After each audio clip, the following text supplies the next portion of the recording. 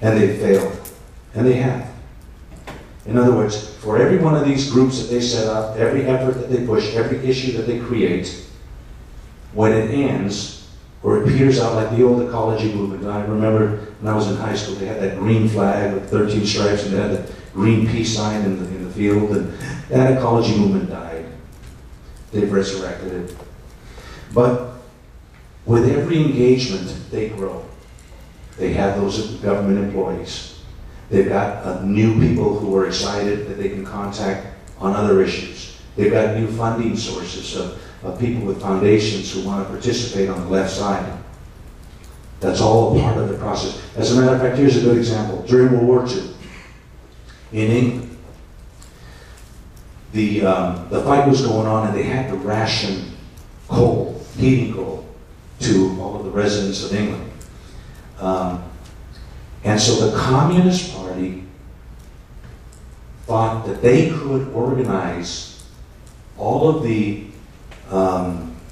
widows and the wives of servicemen by organizing and protesting that they aren't getting any coal to heat their homes to survive the winters. So they caused a big stink. They had protests, and women and children were involved in all of this.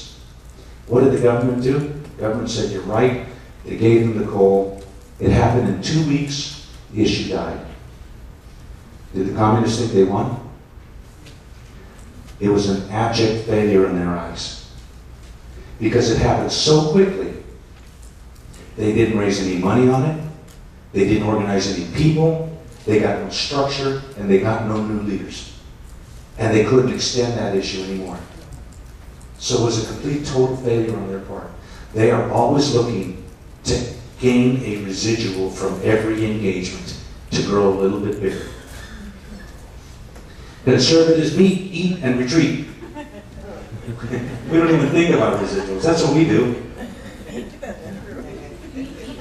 To the average citizenry, confrontation is not perceived as a tactic, a method of achieving a given end. To the liberal, it is. They view the act of confrontation as a verbal game, a form of semantic warfare to achieve a specific end, a strategy of bluff and bluster, a tactic used to accomplish a political goal, a technique to put an opponent on the defensive. Conflict, arguing, this in-your-face stuff is a part of what they have to do in order to achieve what they are achieving. That is them. That is the core of them. It is not our core. Because confrontation is not understood as a tactic by the average Americans, we are manipulated by those who are practitioners of the art. They actually learn how to do this. They're taught how to do this. Humanistic liberalism uses confrontational methodology as a very successful political tool. Most Americans, they don't even know that it exists. Most Americans don't even know that the left is doing what they're doing. Some of them might hear a news story on cap and trade or healthcare. They might lose their job because their employer can't afford to give them the health care, or they have a Cadillac health care program, and they're going to have to pay money out of their pocket, be penalized because they have good health care. And they get mad, but they don't understand anything that's happening behind, why it's happening. Mm-hmm.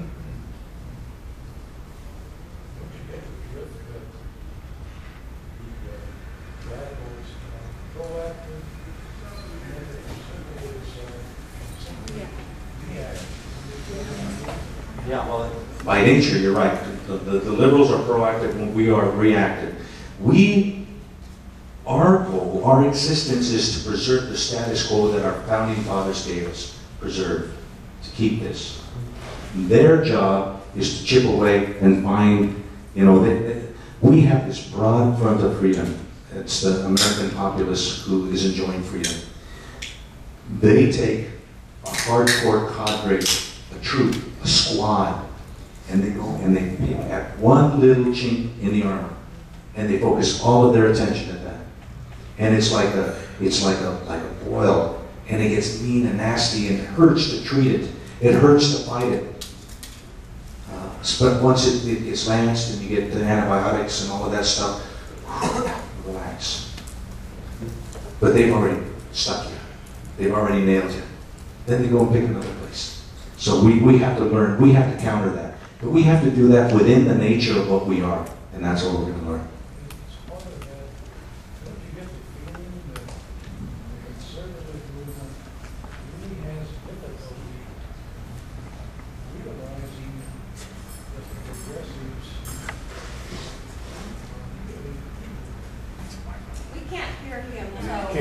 He said, don't we get the feeling that the conservatives don't come to the conclusion that the progressives, the liberals, are really evil. That's a part of the nature. We want to think good of people. It's not in our nature to think of people as being bad, especially if they're American citizens and stuff.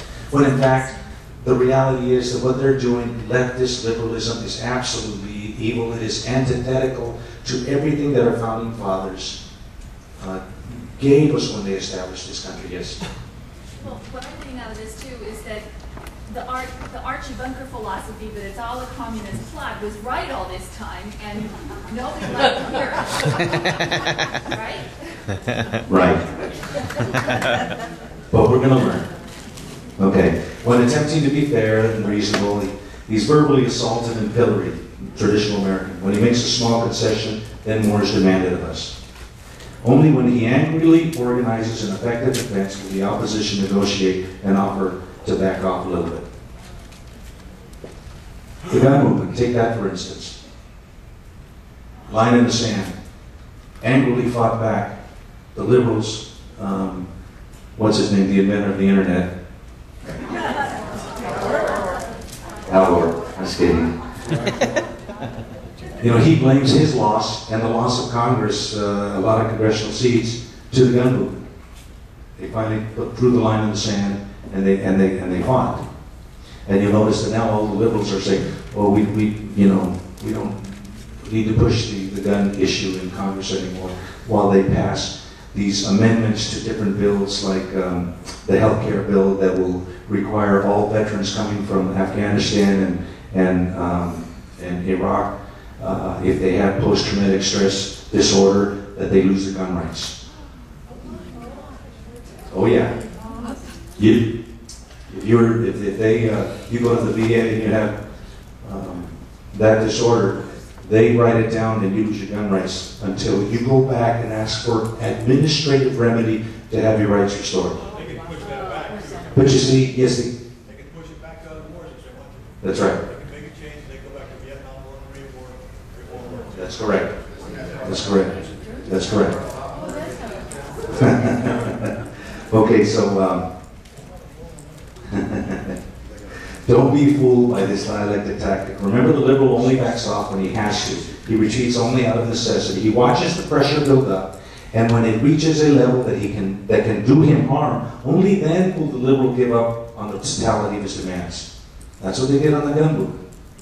They took that step back.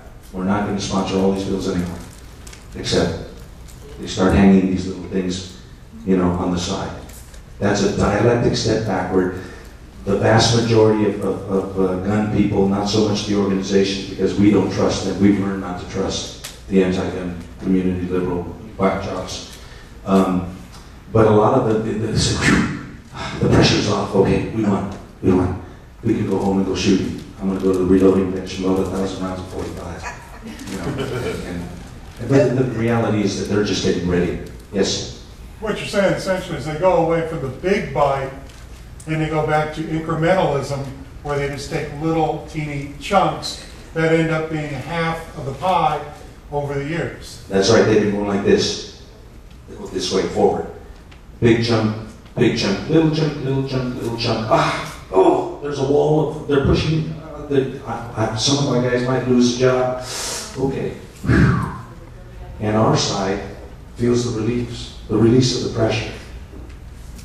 And look at all this ground we lost. Okay. When the liberal steps dialectically backward, the conservative attack must be intensified, not diminished. This is a key point. Our forebears, We must use the animosity the left has created to continue to expand conservative organization and leverage their programs into oblivion. In other words, when they go like this and we push back and they go, okay, let's compromise, we should say, hell no, we won't go until we get it all back. And then we got that back, and we want this thing back too. And you know what? Since we've gotten that, you don't need this government structure in place because that issue no longer exists. The Department of Education, federally, it can vaporize because now we're not going to allow you guys to tax us the way you put all of these owners restrictions on all of the states. We're going to let the states raise the money and spend it themselves. We're not going to tax the states in order to bring money to pay for a bunch of employees and then send back 25 cents on the dollar back to the state so they can spend on the subject area. We're going to wipe out the Department of Education. We're going to wipe out VATF because every state can control their own guns if they see they feel it's necessary, or if they don't, like Alaska or Arizona or Vermont, where anybody who is a law-abiding citizen can carry a concealed weapon without a permit.